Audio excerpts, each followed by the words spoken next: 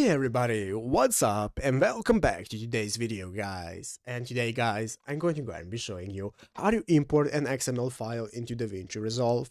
This is a very simple thing to do guys, so make sure that you watch this quick and easy video till the very end and follow my steps correctly so you can make sure that this works the same for you and that you can do this yourself. But yeah guys, let's get straight into it.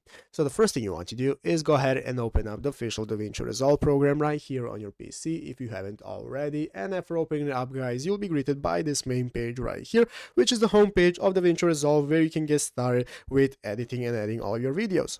So you can go ahead and get started with adding your videos by either dragging and dropping them from your PC directly from your folders into right here, or just go to the file option and get started with adding your videos.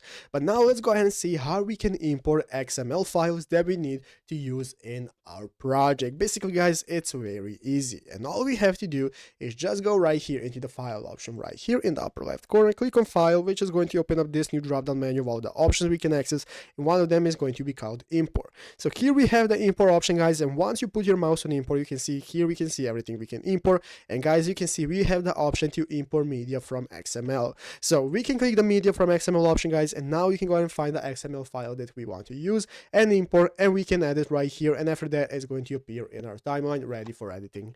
But yeah guys, basically that is how to do it. So I hope this video was helpful. If it was, make sure to leave a like, subscribe to the channel. So guys, thanks for watching, take care, and bye.